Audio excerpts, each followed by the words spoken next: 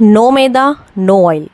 आज मैं एक स्वीट डिश बना रही हूँ। इसके लिए ना तो मैंने कोई मैदा यूज़ किया है ना ही कोई ऑयल यूज़ किया है, और ये एक टाइप का डेज़र्ट है और ये इतना टेस्टी बनता है कि अगर आपने इसको घर में बनाया तो ये बच्चे तो इसको बिल्कुल भी नहीं छोड़ेंगे, इनफैक्ट ये बड़ों को भी बहुत पसंद आएगा।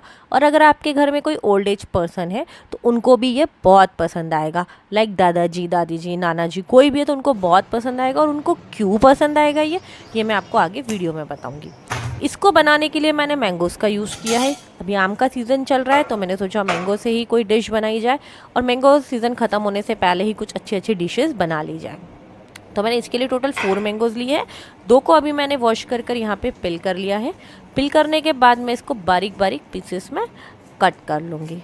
बारीक आप चारों चाहे तो एक साथ कट कर सकते हैं। 4 मैंगोज़ जो लिए हैं मैं 2 बाद में कट करूँगी। उसके बाद मैंने कुछ इलायची ली है। इलायची के भी मैंने छिलके निकाल लिए हैं और सीड्स को अलग कर लिया है। ये बिल्कुल ऑप्शनल है, लेकिन मैंगो के साथ इलायची का फ्लेवर बहुत अच्छा आता है। तो मैं तो मैंगो की कोई भी रेसिपी बनाती हूँ तो उसमें इलायची तो ज़रूर से डालती हूँ। अब इसको मैंने अलग रख दिया सीड्स को। अब मैंने ब्लेंडर लिया है। ब्लेंडर में मैंने जितने भी मैंगो पीसेस करे थे वो मैंगो पीसेस मैं उसमें डाल देती हूँ। अगर आप ये रेसिपी यूट्यूब पे देख रहे हैं तो चैनल को सब्सक्राइब करिएगा, और अगर इंस्टा पेज या फेसबुक पेज पे देख रहे हैं तो मेरे पेजेस को फॉलो करिएगा। अगर आपको रेसिपी पसंद आती है तो मेरी रेसिपी को लाइक करिए, उसको शेयर करिए और उस पर कॉमेंट करिएगा। अब मैंने ब्लेंडर के अंदर 1 कप शुगर डाली, साथ में जो इलायची सीड्स मैंने निकाले थे तो कुछ थोड़े ही डाले हैं, बाकी मैंने स्पेयर में रख लिए, आगे यूज़ करूँगी। मैंने अच्छा स्मूथ प्यूरी बना ली है मैंगो की। आप देख सकते हैं बहुत ही स्मूथ प्यूरी है। मैंने इसमें पानी का बिल्कुल भी यूज़ नहीं करा है। अब मैं इसको एक बाउल में ट्रांसफ़र कर लूँगी।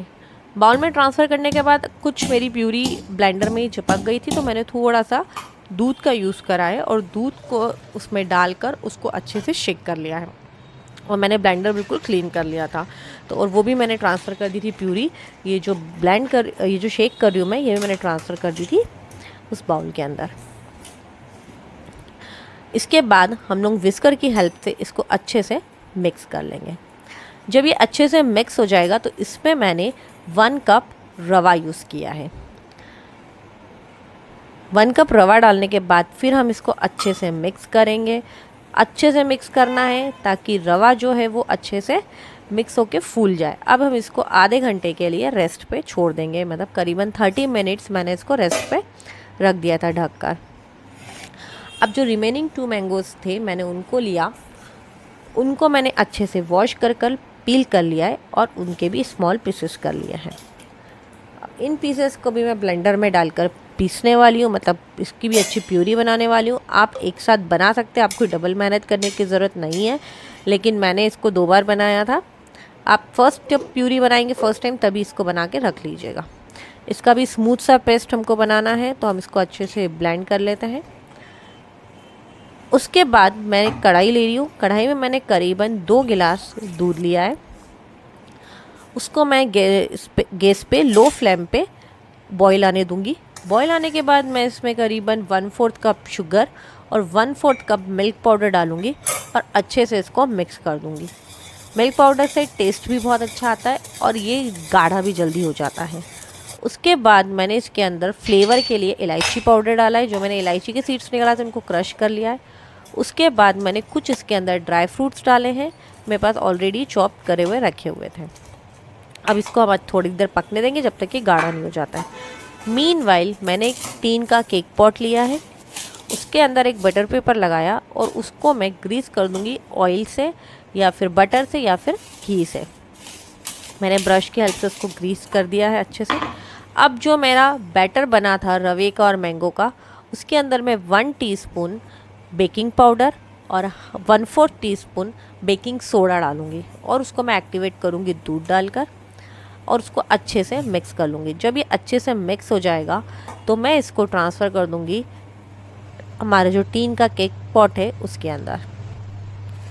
पूरा ट्रांसफ़र करने के बाद अच्छे से मैं उसको सेट कर दूँगी, पूरा स्प्रेड कर दूँगी इक्वली सब दूर।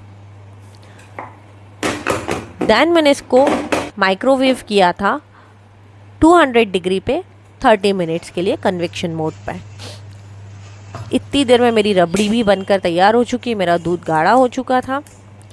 उसके बाद इसको मैं ठंडा होने दूंगी। ये बिल्कुल ठंडा हो जाएगा तब इसका मैं कुछ पार्ट मैंने अलग निकाले, वो जनरली ऐसे ही खाने के लिए निकाला था। उसके बाद जो मैंने मैंगो की प्यूरी बनाई थी वो मैं इसके अंदर डाल दूँगी, तो मेरी मैंगो रबड़ी बनकर रेडी हो जाएगी। बट ये आप ध्यान रखिएगा, दूध बिल्कुल ठंडा हो जाना चाहिए। मैंगो रबड़ी अब इसको हम साइड में रख देंगे। इतने में मेरा केक भी बनकर रेडी हो चुका है। केक को मैं डीमोल्ड करूँगी, बहुत इजीली डीमोल्ड हो जाता है ये, क्योंकि मैंने नीचे बटर पेपर लगाया तो ये बिल्कुल नीचे चिपकेगा भी नहीं। ये देखिए, उसके बाद मैं बटर पेपर को रिमूव करूँगी इस पे से, और इसमें मैंने कोई मैदा, कोई ऑयल, कोई ऐसी चीज़ यूज़ नहीं करी है। आप देखिए कितना अच्छा बन के रेडी हुआ ये केक। अब इसके अंदर मैं फॉक की हेल्प से होल कर लूँगी। होल इसलिए कर रही हूँ क्योंकि जो मैं इसके ऊपर रबड़ी पोर करने वाली हूँ, ये मैं रबड़ी पोर करी वो अच्छे से केक के अंदर चली जाए, ताकि केक सॉफ्ट भी रहेगा और उसमें रबड़ी का फ्लेवर भी आएगा। मैंने तो केक को अच्छी तरह से चारों तरफ से रबड़ी डाल दी थी, ताकि वो रबड़ी अच्छी तरह से उसके अंदर चली जाए। जहाँ जहाँ नहीं डाली थी वहाँ भी मैंने तो बाद में डाल दी थी। अब मैंने इसको गार्निश किया है मैंगो पीसेस के साथ। मैंने कुछ मैंगो पीसेस स्पेयर में रख लिए थे, उनको मैंने अच्छे से सेट कर दिया है। उसके अलावा मैंने गार्निशिंग के लिए जो है यूज़ किया है वो पिस्ताशो है। कुछ पिस्ता के साथ भी मैंने इसको गार्निश किया है, एज़ वेल एज़ मैंने सेफ्रॉन लीव्स का भी यहाँ पे यूज़ किया है। कुछ सेफ्रॉन लीव्स भी मैंने गार्निशिंग में यूज़ करी है। ये देखिए मेरा मैंगो रबड़ी केक बन के तैयार हो चुका है। अब आप इसको कुछ देर के लिए फ्रीज़ में रखिए और फिर उसको चिल पीसेस करके सर्व कीजिएगा। ये फ्रीज़ में रख के मैंने निकाला है और इसको मैं कट कर रही हूँ, और इसको मैं कट करने के बाद एक प्लेट में सर्व करूँगी। अगर आप रबड़ी और ऊपर से डालना चाहते हैं तो आप इसको सर्व करके डालिएगा, रबड़ी डाल के सर्व कीजिएगा, बहुत टेस्टी लगेंगे। मैंने कुछ रबड़ी बचा ली थी, ये देखिए इतनी टेस्टी थी और इतनी डिलीशियस बनी थी।